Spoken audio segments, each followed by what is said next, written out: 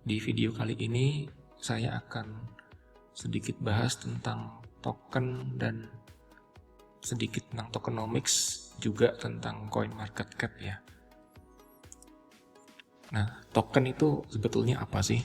Token itu adalah sesuatu yang dianggap berharga dan bisa merepresent sebuah aset.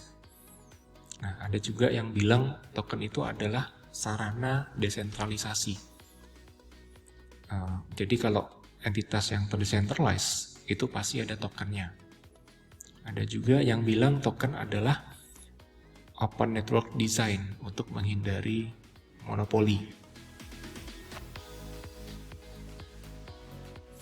Ya, sebelum kita masuk ke bahasan yang lebih jauh, yaitu tokenomics atau mendetilkan tentang coin market cap atau informasi di DEX tools yang memberikan info tentang sebuah token, saya akan sharing dulu token itu apa sebetulnya. Nah, token ini adalah basis untuk menjadi sebuah open network design. Jadi Web3 kan konsepnya berbeda dengan Web2, di mana Web2 itu sifatnya close, tidak semua orang bisa berpartisipasi di network dia atau di aplikasinya Web2. Tapi kalau di Web3, semua orang bisa berpartisipasi di decentralized app-nya. Dan itu akan membutuhkan sebuah token. Ya.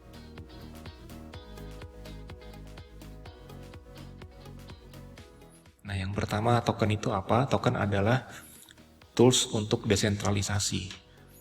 Ya, jadi dengan adanya token, itu sebuah network atau sebuah DEP itu menjadi sebuah aplikasi yang terdecentralized.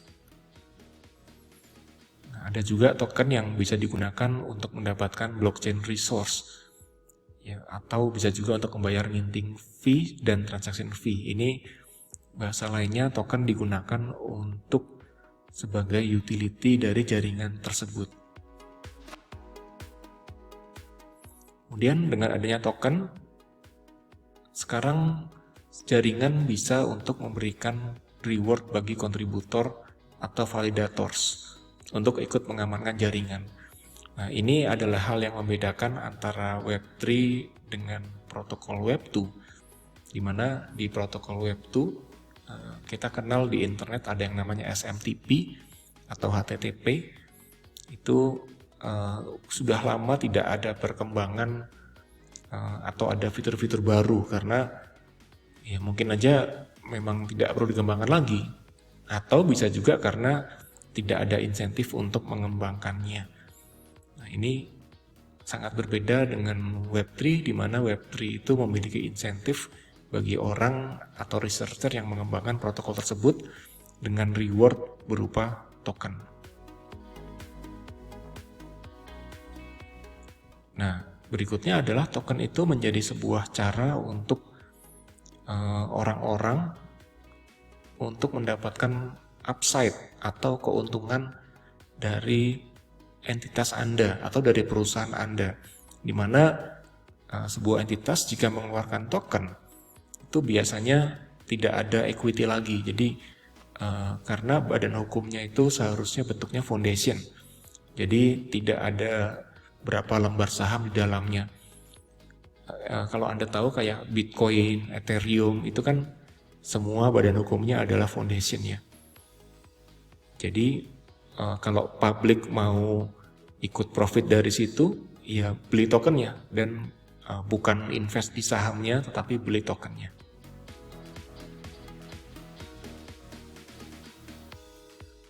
Berikutnya adalah untuk governance protokol atau governance dari aplikasi atau decentralized app tersebut ya. Ya, pada umumnya kalau bentuknya protokol blockchain itu sifatnya fat ya, atau bisa menjadi protokol yang gemuk, lebih banyak mengcapture value ketimbang aplikasi di atasnya. Singkatnya seperti itu.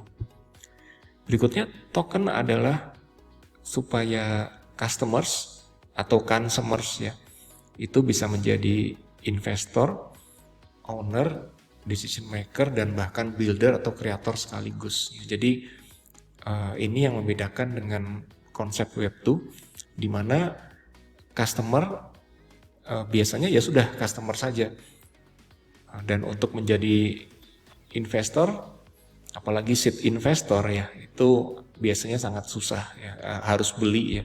Belinya mungkin juga di harga yang tinggi karena sudah IPO. Berikutnya adalah tools untuk tokenisasi. Jadi kalau kita bicara use case blockchain yang ada tokenisasinya, itu biasanya kita ngomongin aspek fundraising, kemudian sebuah digital goods bisa mencerminkan aset real world gitu ya. Itu bisa di-create scarcity dari sebuah digital goods tersebut. Termasuk juga untuk art dan konsep fraksionalisasi. Misalnya properti dipecah-pecah menjadi banyak token. Nah, itu pasti membutuhkan sebuah token. Nah, ada beberapa blog post yang sudah cukup jadul yang bagus ya. Ya misalnya artikel ini mungkin tahun 2015-an ya. Di sini dibilang bahwa sekarang protokol sudah bisa berinovasi dengan adanya token, di mana sebelumnya protokol internet seperti TCP/IP, HTTP itu tidak memiliki token, jadi tidak memiliki skema insentif bagi orang-orang yang ikut mengembangkan token tersebut. Berikutnya dari Chris Dixon tahun 2017.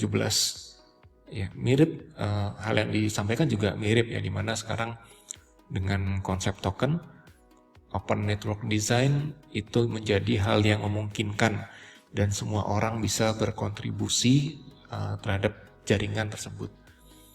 Oke, itu sedikit bahasan tentang token sebelum kita masuk ke bahasan yang lebih detail tentang coin market cap dan hal-hal lainnya tentang informasi token di publik.